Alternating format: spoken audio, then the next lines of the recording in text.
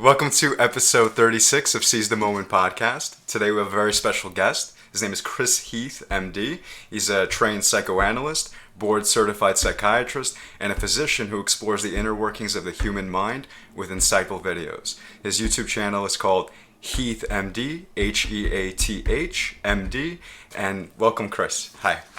Hi, good to be on the show. Thank you for having me. Hey, Chris, thank you so much for coming on. So I wanted to start off with an exploration of the unconscious. So sometimes, we kind of in popular culture, right? All of us to some extent know that we have sort of this deeper part of our brains that kind of controls us in some sort of way, right? But the most frequent question I feel like I get asked by people, not just in terms of like podcast audience or maybe even like just patients that I have, but just people just who would want to know, who are curious because they know that I study it. The question is, what is the unconscious and why do I need to know about it? And how does it affect me? How would you answer that, Chris? Absolutely. Complicated question, but the data is present for all of us. Why do you love who you love, for instance? And why do you guys make videos? And somebody else would hate to make videos.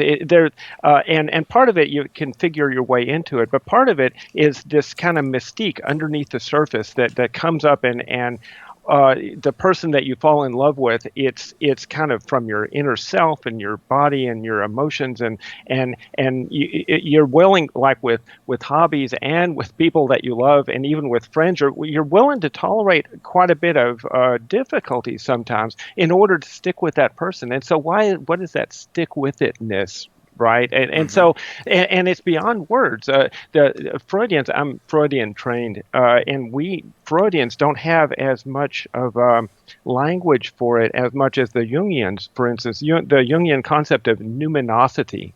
There's this thing called numinosity, which is the kind of the glow, like when Moses found the bush that was burning, and I think that's the only language they could put to the presence of God in this experience that Moses had, that this bush was burning but not being consumed by the flame, right? And so there's this depth and stuff that comes from underneath the surface. Part of it may be the sense of awe when we're see a mountainside, or when we do experience something more than natural, supernatural, a ghost or the presence of God. So how can that stuff happen if there's not a part of us underneath the surface? There's also so that's kind of the way to think about the unconscious, I think, is that there's something more than our conscious experience, but it gets people into trouble, right? People start feeling shame all the time, or they're afraid. We'll talk about creativity in a second, but there's things within our mind that kind of shunts the creative forces off to symptoms. For instance, I don't want to do any public speaking because everybody will be looking at me and I'm afraid I'll say something dumb, and as if that would be like so horrible that I'd have to quit my job or never speak again, and so the depth of that, the power of that, we think of the unconscious and like the superego, the part of us that judges stuff and makes sure we're sticking with the rules, as kind of a bad thing, as a scary thing, and I think that's what keeps people from even admitting that there is an unconscious. But if you can see it, I tell this to people, if you can see it more like, in Pinocchio, there's a character, Jiminy Cricket, that is sort of kind of leads Pinocchio and says, "Oh, don't do this," but kind of helps Pinocchio see that there's something more, and we've got a guide in us. It doesn't have to be. There's myths about the trickster, for instance, in Loki or Kokopelli in Native American religions, where there's part of, they externalize it, right? There's this entity that kind of leads us into. It kind of tricks us, and I think our mind can be a trickster to us. I like that you said that, actually. So the way that when I speak about ego, for example, I don't do it from the Freudian sense. Have you ever heard of like the working definition of ego as like identification with certain thoughts or beliefs and then making them like into who you are? So like, for instance, say you had an intrusive thought or some sort of running inner narrative, and then like it, you decide to kind of go with that inner narrative, and it can take you in all these different directions. I find that like the ego in that sense could be considered to be a trickster, and then like awareness of that could possibly lead you into to not be tricked. Absolutely, Alan. So the inner narrative, do we use it? Great perspective. Because do we use the inner narrative to become aware of ourselves, or does it become almost like a possession state? The inner narrative kind of just guides us, and we aren't paying attention, and so there we are, right? Right. Yeah, and it's the fact that if you aren't aware of it, and where it can kind of it can lead you to all these places. It can lead you into misunderstandings with people. It could lead you to have a completely wrong view of someone. Say you're in a relationship, and all of a sudden, let's say you're possessed by, and this is not the ideal, of course, but like say you're possessed by jealousy. And there's a sort of inner narrative that might be going on about what is this other person doing right now, all of that. They could just be at home relaxing, or they could be doing whatever they told you that they're doing. But then you spin this whole narrative, your mind takes you in all these different directions. Then the next time you see them, or perhaps, you might be hit by an urge to interact with them in some sort of way. And then you'll be coming from this totally strange perspective, at least, according to that person. And it can definitely be detrimental to your own life. I don't know. I think that's a very relatable thing, actually. And that's just like one aspect, jealousy. There's other things too that could occur. Yeah. So in the jealousy, you create this out of the inner narrative. You create this whole story around what your significant other is doing right now, and to give into the inner narrative seems to me, which would be to be, checking their phone, and you call and test them to make sure they're not doing something wrong or something like that, which shuts out the possibility of just trusting them and allowing, if they are doing something that you'd not like, well, you'd feel bad, you'd feel betrayed, but you can't really keep those kinds of things from happening. You have to, if you can set the inner narrative aside and just trust the other person, and maybe even ask them, hey, I had this weird thought, I wondered if you were really home. Tell me you were home, and check it out with them. And they can, it's okay to feel jealousy, but it's not, it's detrimental to live your life that way and always checking, and it takes away from the possibilities that you could have. And what's so cool about like Chris and I is that we sort of, even though we come from two conceptually different frameworks, although not completely, because kind of I'm assuming Chris borrows techniques from CBT and I obviously borrow analytic techniques.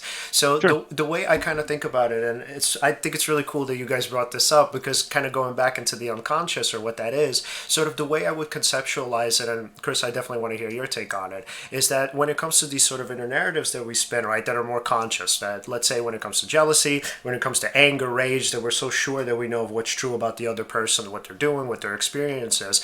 A lot of the times, right, and I'm going to kind of use a more psychoanalytic framework here, even though it's also CBT, is that there are these unconscious ways of seeing ourselves that are pretty much investing, or rather, informing the way we see other people, or the way we see their motivations and intentions. So from a CBT framework, that would pretty much look like, here are these core beliefs, the way you see yourself, and these core beliefs are pretty much the ones that are activated whenever you sort of make an assumption about what another person is thinking or doing. So Chris, what would you say is the connection between some of these unconscious beliefs and, let's say, the way we see ourselves, the way we see the world, the way we see other people? Absolutely. I think the schema of CBT and unconscious of the psychoanalytic perspective, you get down to the root of it, and they're almost the same. I would argue the same. I mean, Aaron Beck was a psychoanalyst who created CBT. So you get down, and we're all human, and so all these models are just trying to identify stuff about us people, right? And so the thought. The jealous thought really isn't unconscious. Yeah, I agree. It's kind of the tip of the iceberg of a bunch of stuff under the surface, where you're not, whatever's driving the jealous thought. Do you not feel good enough, or do you have a issue with basic trust, where you taught growing up, for instance, from a developmental model, that you really can't trust anybody. That's a really early thing that we learn. And so out of that, not trusting anyone, well, it would kind of make sense that you would begin to feel jealous. But yeah, the unconscious is not conscious, and so unconscious fantasy is pretty deep under the surface. There's even kind of levels of it that as you're listening, as a therapist am listening to someone, it kind of unfolds. I start perceiving that there's more to this story. Not just, oh, I'm jealous because my girlfriend lied to me once and now I can't trust anything she says. Well, yeah, you have to build trust and all that stuff, but there's also something within you that's driving that. And so how do you perceive that? Mm-hmm. Yeah, and sometimes what people do is when they look at, let's say, particular facts, rather than when constructing their narratives, it's sometimes very hard for us to see, because it is sort of unconscious and it is deeper down, that it's hard for us to see or acknowledge that the narratives that we spin based on very limited information are more so based on these schemas, these ways that we see ourselves in the world around us. Sometimes it's one, sometimes it's the other, sometimes it's a combination of factors, right? Where it's the world, where it's other people, and where it's the way you see yourself. Where it's like, I don't feel like I'm good enough, but then also at the other end, I feel like people aren't trustworthy. And it's like, what sort of and this is, I mean, for me, I want obviously Chris to explain this a little bit more, but from my perspective, what therapy is just sort of, at least initially in the beginning stages, is a better understanding of the way you see yourself, the way you see the world, and really just examining why those things are the way they are. Well, Chris, what do you think? What is is therapy? How would you describe that to people? Wow, a couple of thoughts at the same time, but the basic question, what is therapy? From a psychoanalyst point of view, I think all that psychoanalytic therapists have as a tool is our feelings, are what used to be, actually in the early days of American psychoanalysis, was thought of as pathologic, where the therapist has feelings about what they're hearing. Oh, you weren't in psychoanalysis long enough. So I don't think that's what Freud intended. And that's, if you look at international trends in psychoanalysis, they for a long time have been very aware of what's called countertransference. There's these inner feelings that and it's very simple stuff, because Freud, for instance, based the model of psychoanalysis that he developed partly on his feelings. He'd feel a certain way with a person, or be more anxious with somebody, and that's data, that we all have, and part of why we like certain people and don't like certain people. But if I'm thinking before, I'm about to see a patient and I've been seeing them for a long time, I kind of know them, and if I'm excited to see this person, can't wait, disappointed when they cancel, or the other extreme, like, oh no, I hope they cancel today, because they're not because they're difficult or boring. That has nothing to do with it. What I'm talking about right now is my internal reaction to them, and so I believe that's what therapy is about, is for me to listen with the third ear, sort of, and help the person develop a new perspective about themselves. Jung talked about this I hate using terminology, but circumambulation of the self, which is, he described it as, you're looking at a chandelier, and if you're looking at the chandelier, you only see certain facets. But if you just slightly move, you start seeing a completely different picture of this chandelier, if it's complex, and people are. And so for the person who's stuck in like Leon said, this way of seeing the other and way of seeing themselves, I agree that both are important. And if they can begin to use what the therapist is saying, what they're perceiving about themselves in these habits of, oh, I always hate my boss, or I always feel jealous, or these patterns where they begin to see new aspects of themselves, and you can grow through that. Oh, that's my unconscious playing a trick on myself, or that feels just like when my mother used to do this, but this isn't my mother that I'm talking to. This is my romantic partner, and so heightened awareness, heightened understanding. Yeah, that's kind of a reductionistic way to say it, but it's true, because like we're all three saying, I think, to become a more aware of dimensions of oneself. And some of that is through the reflection in the therapist. And I think that's the way therapy works. And Chris, what is transference and countertransference? That great question, and that's why I really try not to use terminology, but transference is a great concept because, like Leon was talking, you were talking about this view of the self and the view of the other. And there's a field of psychoanalysis called object relations, which says the same kind of thing, where it's not just that I'm always jealous of my girlfriend or what my girlfriend's doing. It's also that I see myself in this way, where I mostly unconsciously find myself in these situations where I'm feeling jealous. And so there's this way of seeing the other and seeing myself. So transference is a name for this kind of I'll use another term, projection. This expectation that we have of the other person, like if you give talks and you're afraid everybody's going to be critical of you, that's I would say that's transference. Now some people limit the term transference to just in the therapeutic realm, where it's only the expectations that are projected onto the therapist. Like I see my therapist, I'm sure she doesn't like me, and she would rather I cancel. But those are expectations that may have nothing to do with what is on her mind. But the trick is we carry that around all the time, like that transference stuff is like I'm expecting you guys to criticize me, or when I get home and I'm late and my wife's going to criticize. There's these expectations, and that's what's typically called transference.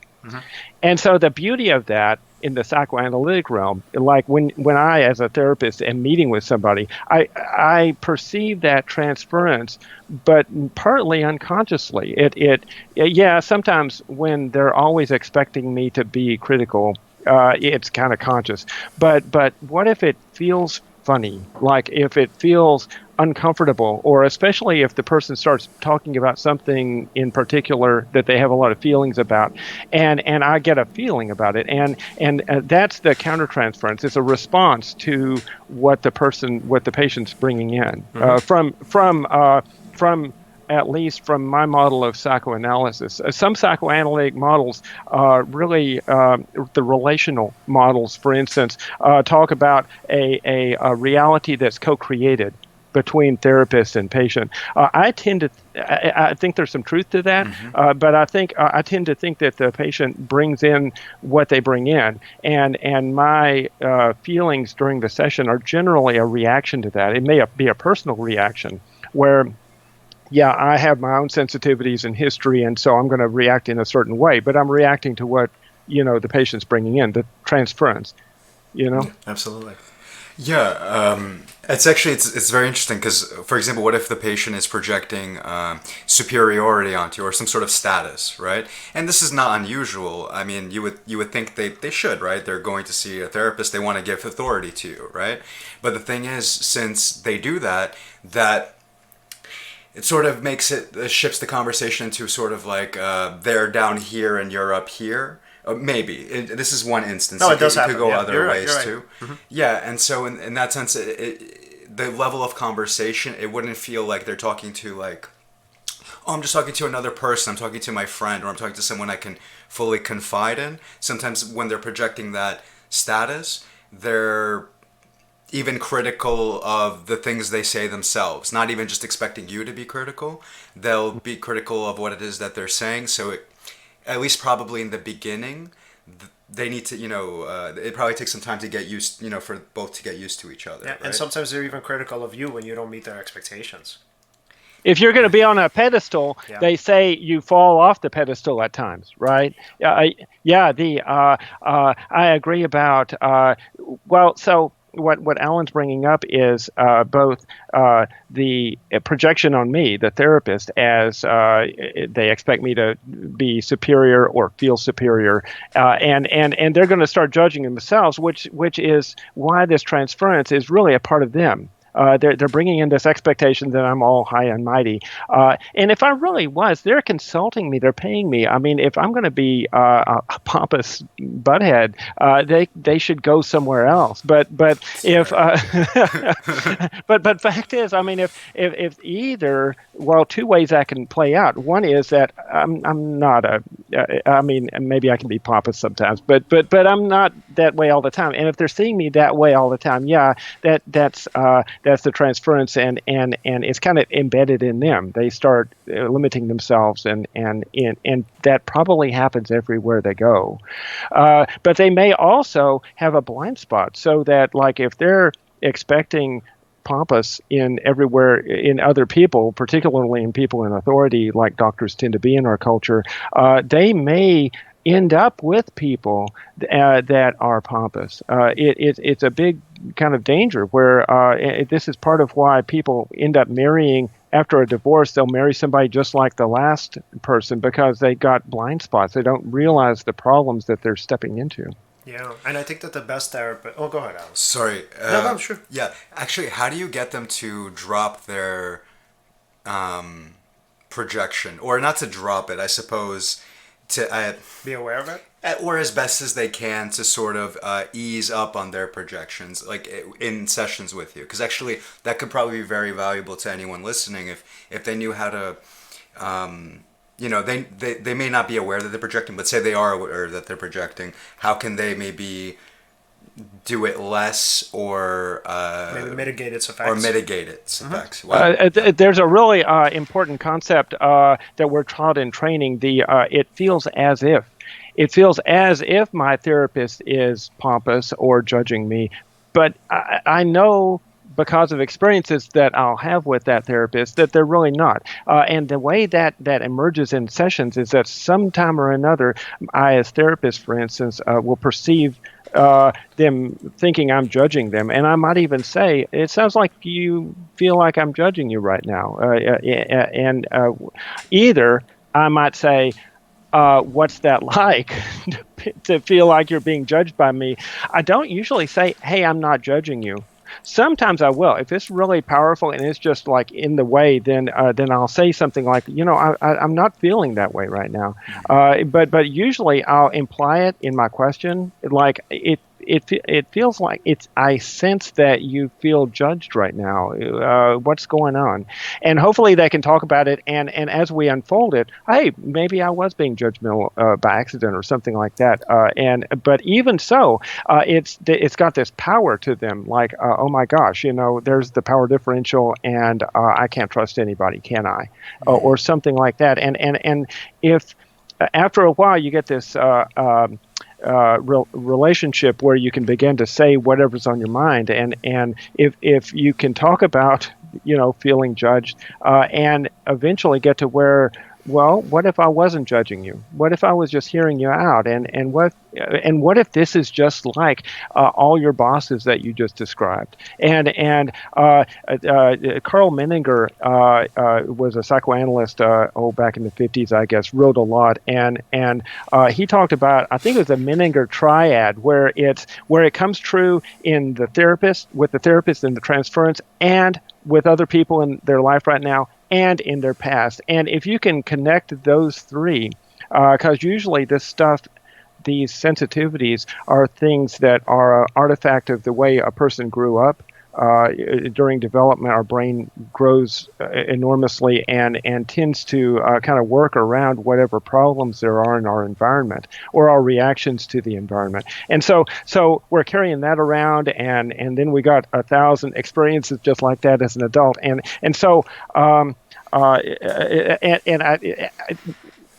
I do this sometimes. I'll get lost in talking, and I don't remember the exact question that you asked, Alan. Oh.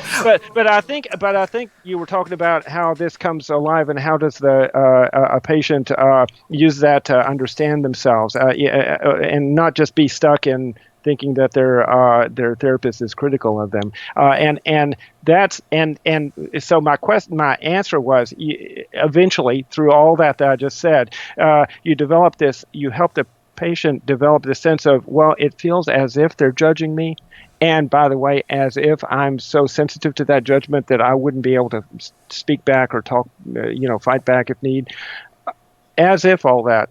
But it really is, we're just two adults here just talking about stuff, and I just want to understand. And so that duality is really crucial for people to develop. Yeah. And I think that one of the best concepts to come out of like psychoanalytic theory, and this is predominantly from Carl Jung's version of kind of the world or the psyche. Of course I don't necessarily agree with much of what Jung said, but however, there was a really great concept that I still continue to use, and I think pretty much in any sort of school of thought when it comes to therapy, I think all of us do this.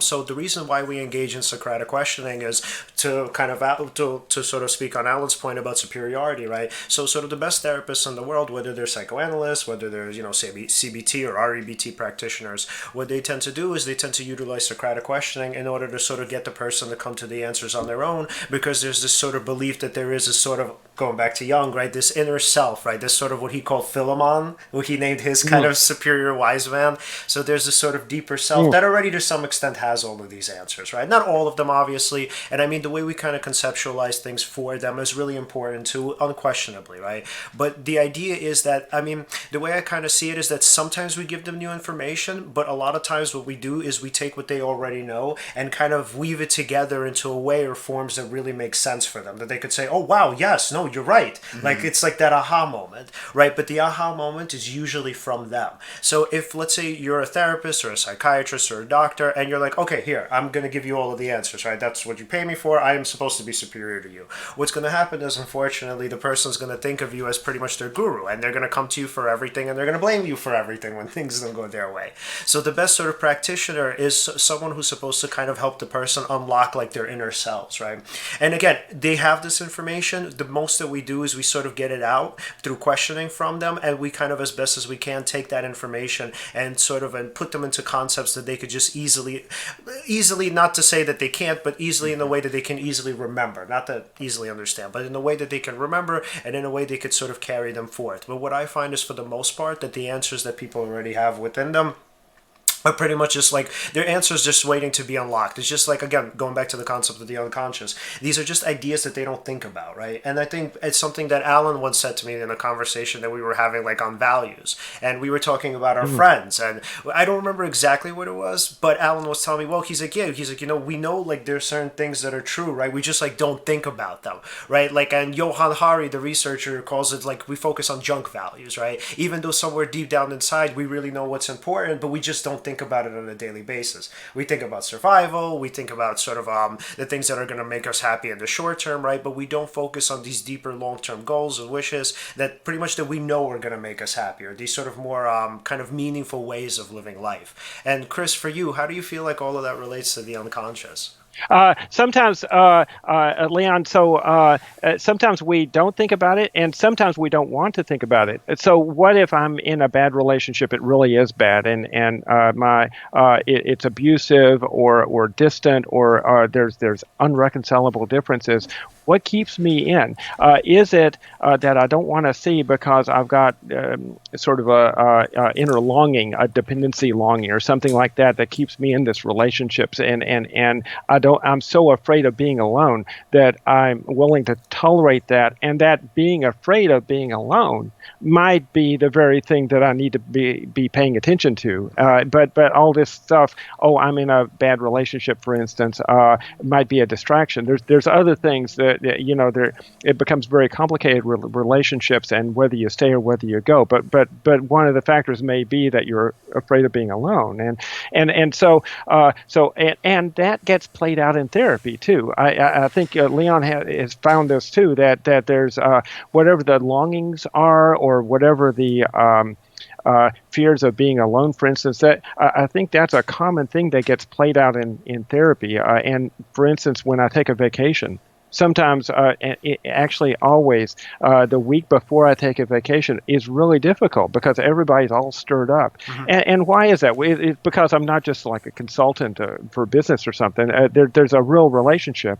And what's it mean for me to be gone for a week or two, and for the person to understand themselves, like Leon's saying, it's available to them, but also then it adds kind of an experience to it. Like you discover that about yourself in the presence of somebody that you're beginning to trust, your therapist. And yes, Leon, I agree completely that they have the truth within them. I'm not here to advise anybody. I'm here to help them understand themselves. And so for us to discover that together.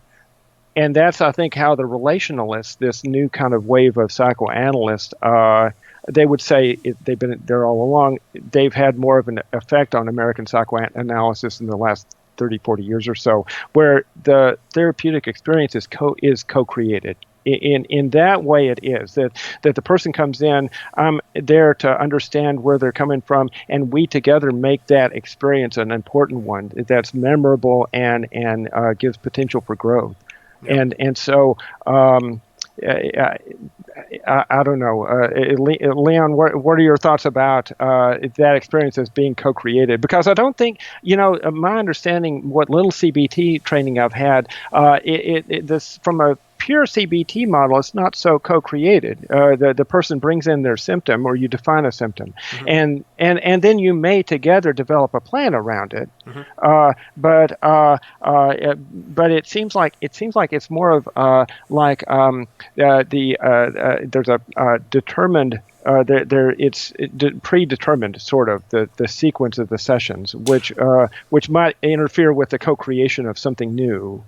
Okay, I mean, I guess that's an interesting way of conceptualizing it. I see it a little bit differently. So the way that I would see it is, so the thing is, it's definitely a myth. Like, so kind of even sort of practitioners who are not CBT practitioners tend to think of CBT as like the here and now, although that's actually a myth. So it's usually about the here and now, because I mean, pretty much the here and now is what the client brings in. But the idea is when we're going into deeper core beliefs and we're examining evidence for them and we're examining where they stem from, you're pretty much going back to the past in every case. So that's too extreme. So not in every case, but for the most part, I mean, if it's long-term CBT therapy, then you're going to pretty much hit on where these beliefs came from.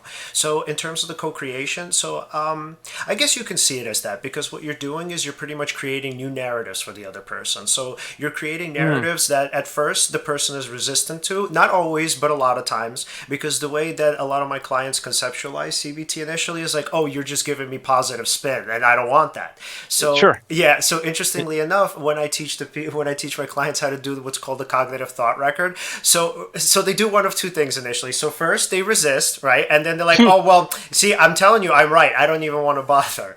Or then they try to do it, but they reframe their beliefs in a too positive way. So they'll come and they'll bring me the thought record, and I'll look at it and I'll say, okay, I mean, I'm glad you felt better, but what you said. So they went from like, I feel like a terrible person to I feel like a great person, right? But I'm like, but why do you feel like a great person based on the evidence? And they're like, well, isn't that what I'm supposed to do? I'm supposed to be training myself to think positively. And that's when the work really starts. Yes.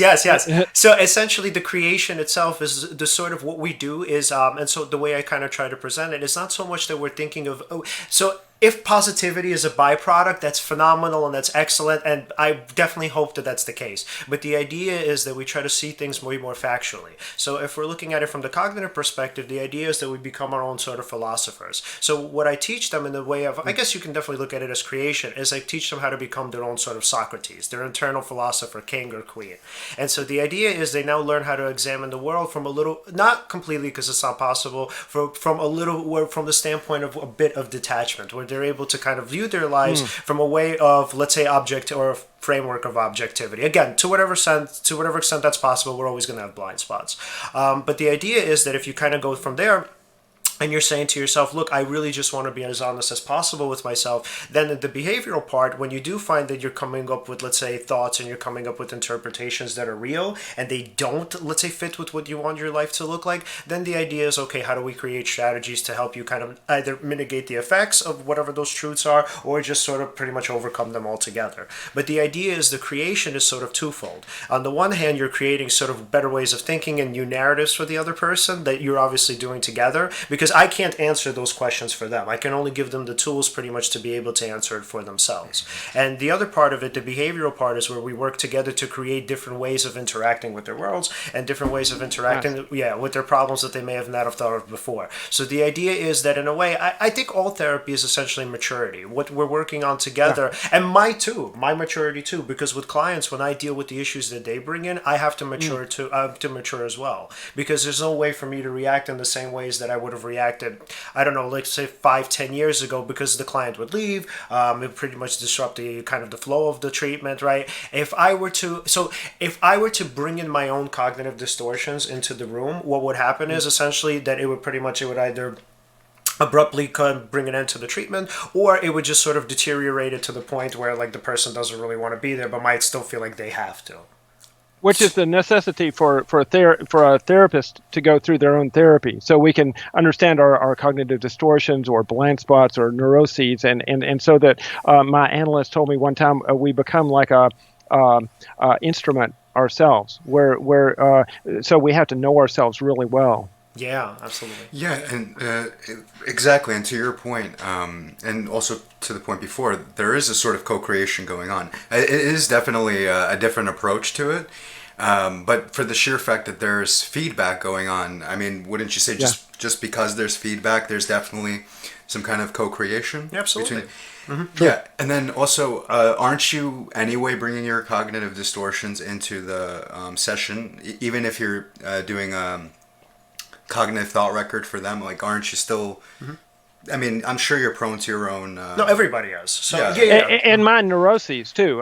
So I had a long analysis 4 and 5 days a week for 15 years, and I know myself pretty well, and still but I went through mindfulness training recently, and my understanding of mindfulness is that even if you're a guru at mindfulness, you still go back and forth. One of them, a guru said one time, that it's sort of like the waves of the ocean. You become more aware and less aware, and I guess more neurotic and less neurotic. I as a therapist, if I'm tired one week, I'll be, for instance, I get a little. So my issues lead to me being a little sticky sometimes. Like I'll go a little over with a patient, or I'll have a little bit harder time talking about money, which is a really difficult kind of thing where we have to set firm boundaries. And that's my stuff. And so I have to know, is it my stuff, or is it this person in particular that I'm having a hard time setting boundaries with because of something they're bringing in? So absolutely, yeah, Alan. We still bring our own stuff into the room. Just to be aware of it is a really helpful thing, just in life, but especially doing therapy, right? How do you like the mindfulness training that you recently underwent? How do you feel after that? Yeah. It was really amazing. It was actually a PhD friend of mine at UT Southwestern, Monty Evans, does a lot of this mindfulness work with people, and so he had a training for trainers. Like, he trained us to train people in mindfulness, and it was quite an experience, because when things weren't going right, I could say, hey, this, what do I do with this thought that's in my head, or something like, but I started doing a lot of my sense of peace came from my work in my psychoanalysis and kind of my internalized memory of being in analysis. And so it's kind of a mindful process in and of itself.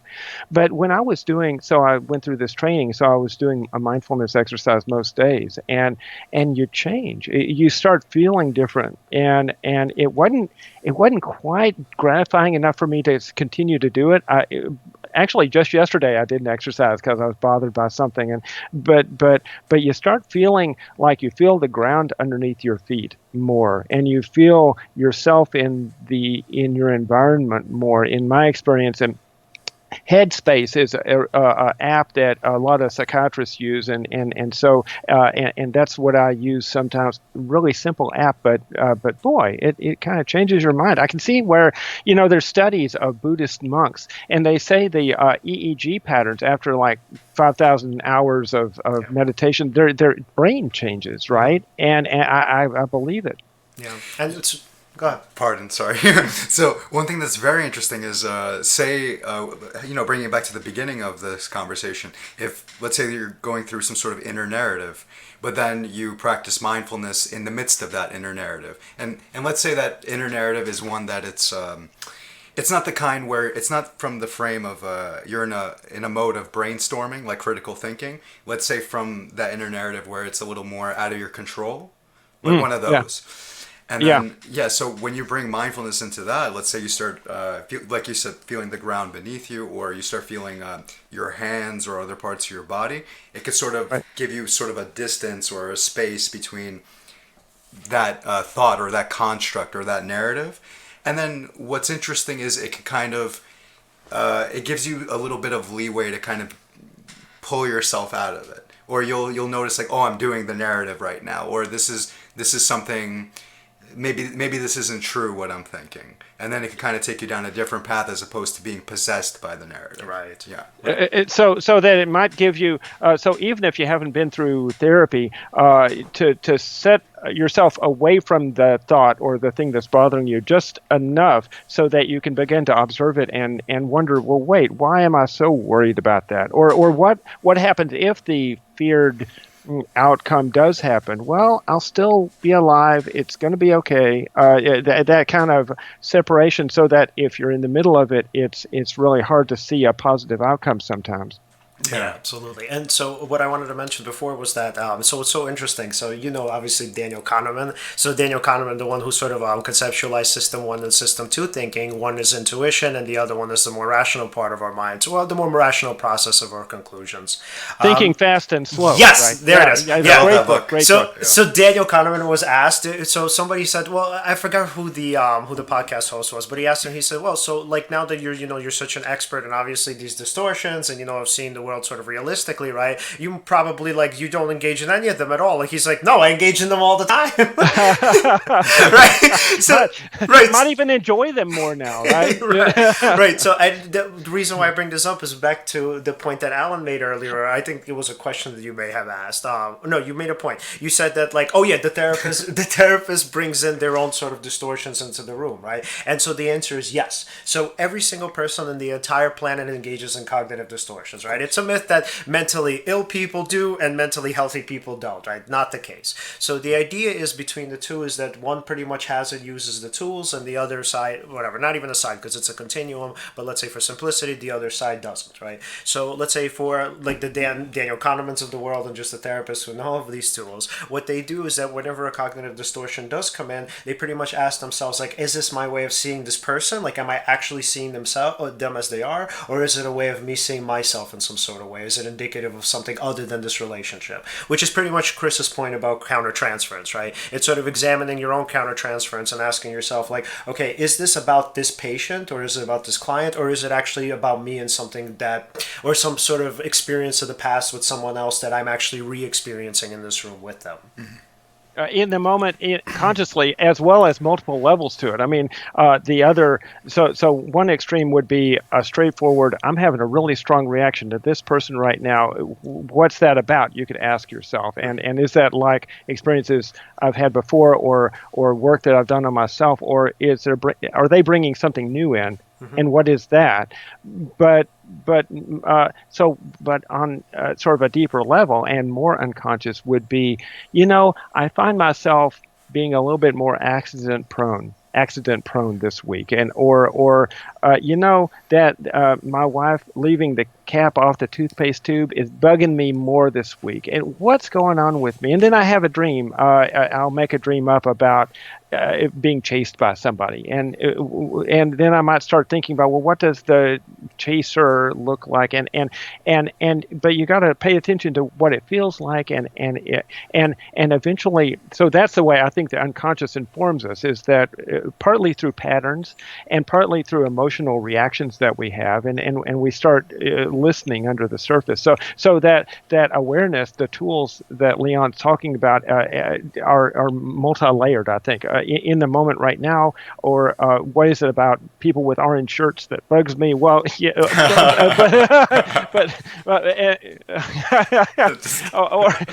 yeah, it's me, right? Or are there sort of more subtle things that are emerging into my awareness, and I can begin to wonder about them. It's multiple levels. It's pretty cool stuff, these tools that we build as therapists and during therapy. Yeah. And so, Chris, and what is drive theory, and how does it relate to the unconscious and creativity?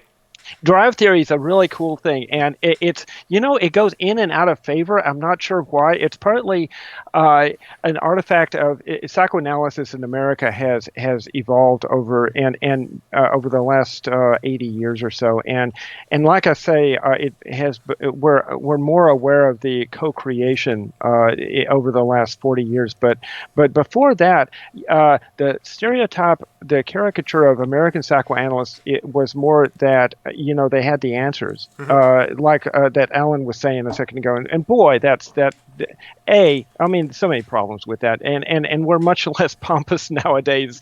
But part of and so I think that's why drive theory has fallen kind of in less favor recently. But it's a really powerful theory because it theorizes that there's an energy from our unconscious that drives us, that drives motivation, that drives creativity, and it begins.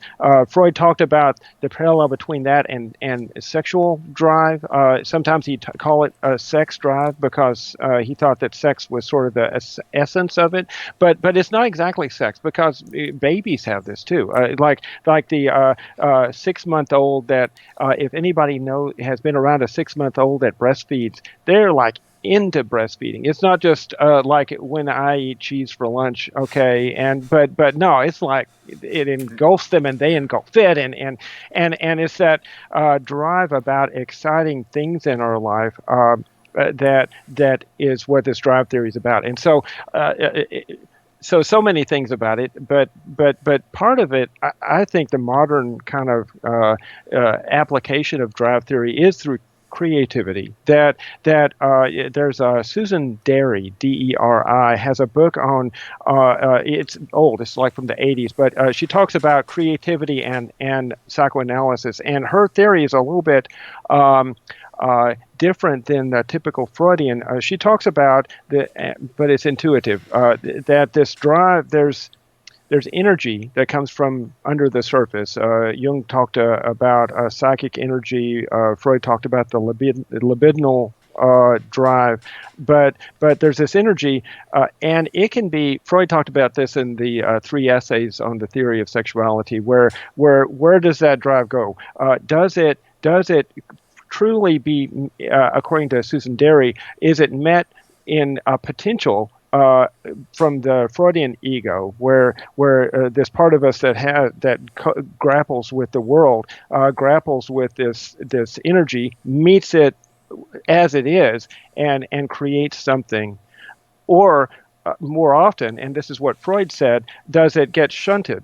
Does this drive get displaced into worrying too much or some other symptom? Does it become an inhibition? Does it become, in Freud's terms, a perversion, where it gets kind of thrown into needing to control people or these kinds of acting out kind of pursuits? And so where does the drive go? The drive, originally drive theory led to object relations theory, because drive theory, the libidinal drive is to connect with another person, whether it's the oral fixation of a baby breastfeeding or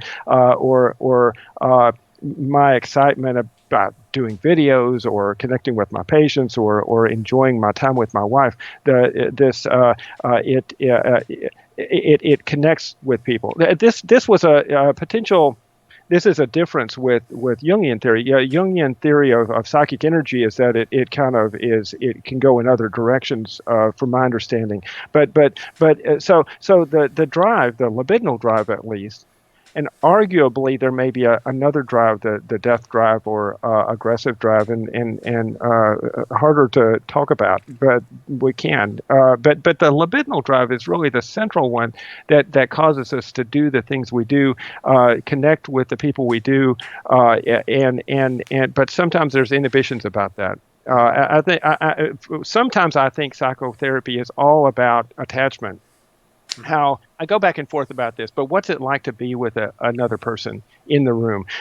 Do you want to connect too much, like, or does it make you anxious to be around another person, and you want to get the heck away, and why would that be? But mostly I think it's really hard for us to balance an optimum level of intimacy with another human being, and that's this drive. It may be translatable into attachment theory nowadays, where some babies can attach easily and some, partly from experience, have a hard time trusting their environment and knowing who to attach to.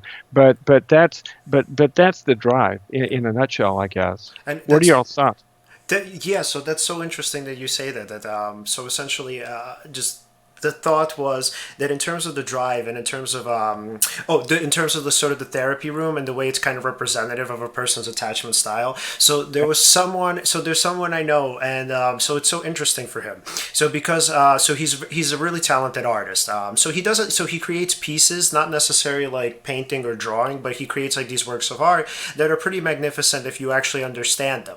So here's the thing with him, right? So the way that I kind of conceptualize him is that he has let's say, he has a disorganized attachment style where it's kind of like, so for our audience, it's a mixture of sort of anxious and then sometimes it's avoidance. And it actually, what's so cool about it is that it comes up in his artwork. So his artwork is actually very, very ambiguous. So if you don't know what the symbols mean, you'll never understand it. And so the way he kind of conceptualizes it is just like, well, look, I mean, if you guys really want to understand it, then you have to try. Like, that's just how it is. He's like, I'm not just gonna give it to you away for free. Mm-hmm. So the idea is the artwork for him, right? So first of all, creation, I think, is itself an intimate act. So whenever you're sort of creating, whether it's poetry, whether it's let's say you're writing an essay, a novel, whether you're painting, right? Doing a podcast, right? So it's a way for us to connect with other people and for us to be seen and known and accepted. So, but for him, right, he struggled with acceptance, right? He struggles with sort of self-esteem and seeing himself, and he struggles with sort of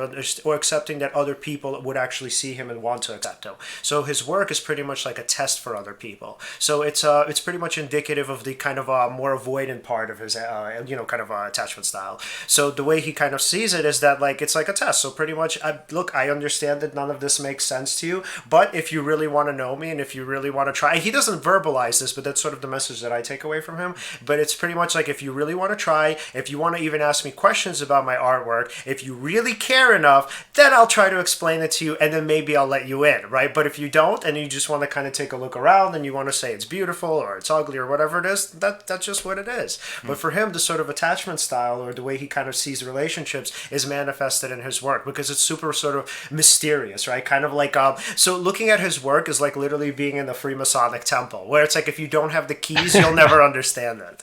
Sure. Yeah. Wow. And so there's this hesitation. The observer really has to offer themselves and show themselves as trustworthy, I guess. Yeah. For this artist to let the secrets be known. Yeah. Mm-hmm. Chris, did you ever find that with creativity, that it's sort of a way, or it is like, or with creative works, that they are manifestations in some way of people's attachment styles? I love that, and I hadn't thought of it until you guys were bringing it up just now. But yeah, even when like I'm writing scripts for videos, and I'm not telling anybody. I mean, eventually when it gets good enough, I'll bring it up with my wife and we'll kind of co-create it. But when in the beginning, but I'm not by myself. Mm-hmm. Who am I with? I'm with my grandfather or my that's been long gone. I mean, these voices in my mind or which is really myself at this point. But that object relatedness that we were talking about earlier, where there's a fixed kind of expectation of the other person and a view of myself,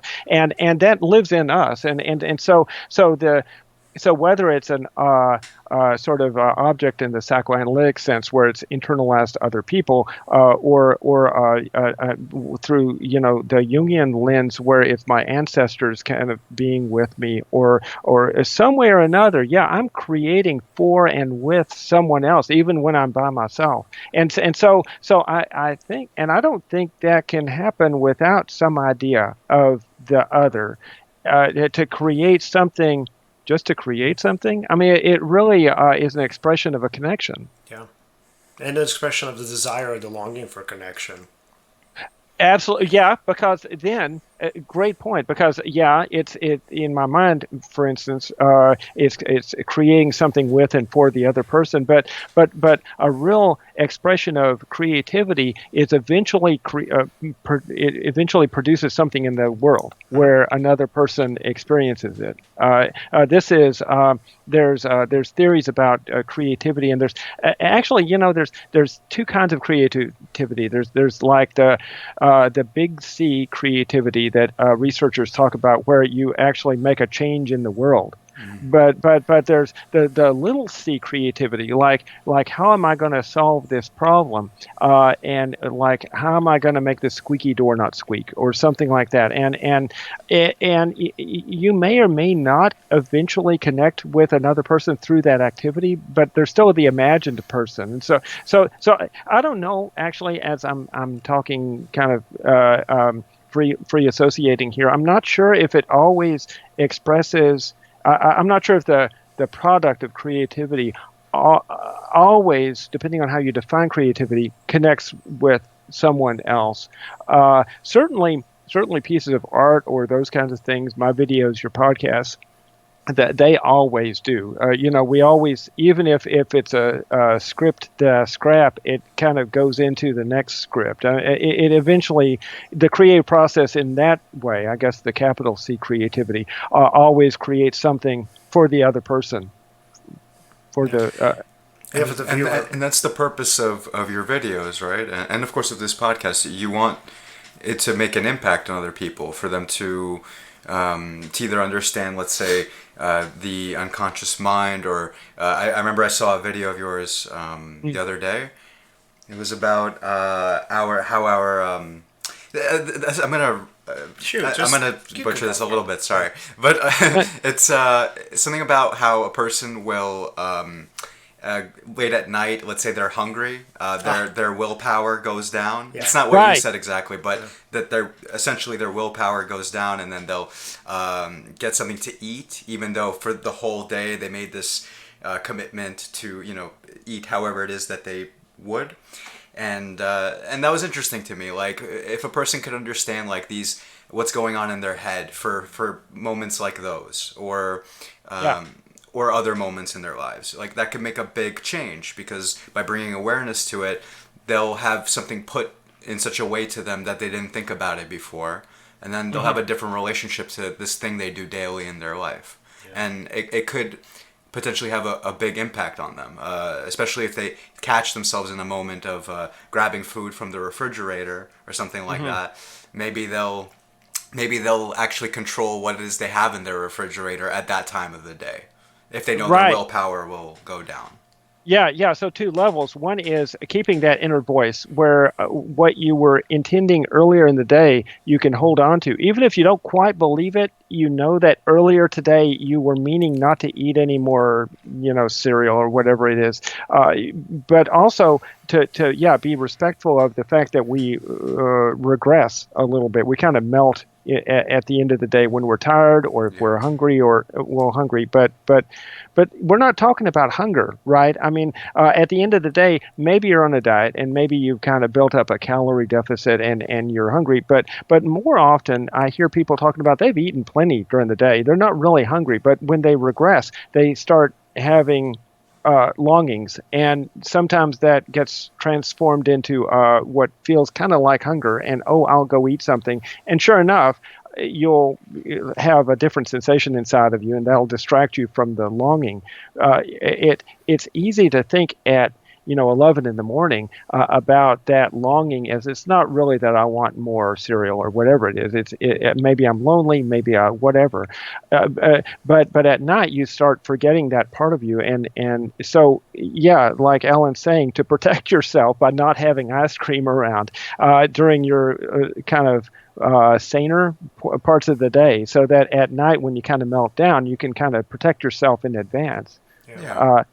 And I think like the big takeaway I hope for people in terms of just what therapy is or what it kind of has to offer. So whether you're going to see an analyst, whether you're going to see a cognitive behavioral therapist, the idea is that all of us have defenses and will have defenses until we die. So just the idea is some defenses are good and they're helpful, and not, let me just kind of reconceptualize. Some defenses are helpful long term and some defenses are more helpful short term. So thank you.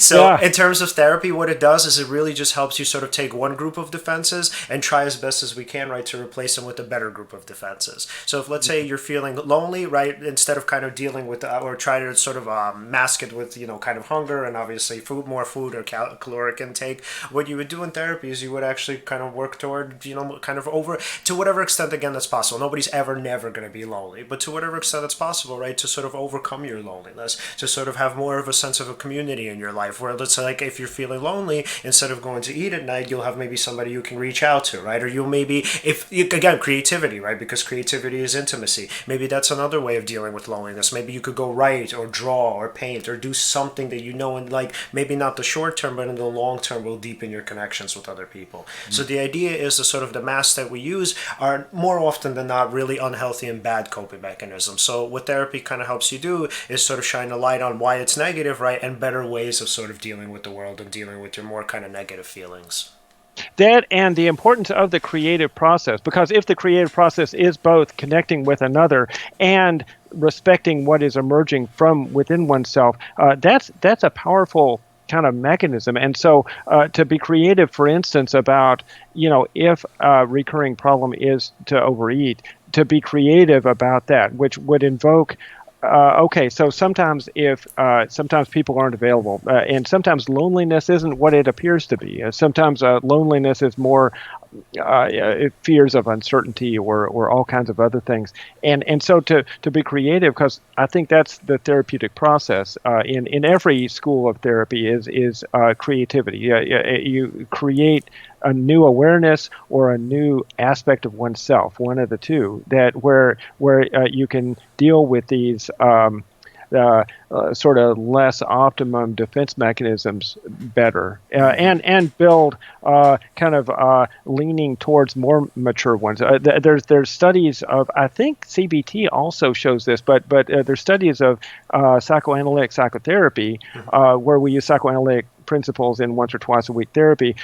People's level of defense mechanisms, because you can rate these according to more adaptive and less adaptive, and they tend, after a period of psychotherapy, they tend to be more adaptive and use less of the less adaptive, like just denial or just acting out your anger in road rage or something like that, and more of the kind of, I'll write something, I'll create something, or even altruism or humor, or these kinds of higher level kind of defenses. And not that you can decide which ones you're going to use, and when you're tired or something, all of us tend to drop down to less adaptive mechanisms, but yeah, to have tools so that you can kind of take care of yourself better. Yeah. And so, Chris, one of our final questions is going to be, what are some of the most important things you wish that others knew about therapy? It doesn't have to be a scary thing, and it doesn't have to be focusing on everything that's sad. It's really getting to know yourself. I think we've all three said this today, that therapy is a process. Therapy and growth in general, but particularly therapy as an aid, is a tool to help us become more aware of ourselves. And therefore more able to create and those kinds of things. But the first time you see a therapist, you don't have to tell them about every awful thing that's ever happened or that you've done. They just want to get to know you, because they want to help you know yourself. Mm-hmm. I love that. Wow. Yeah, that's a great answer.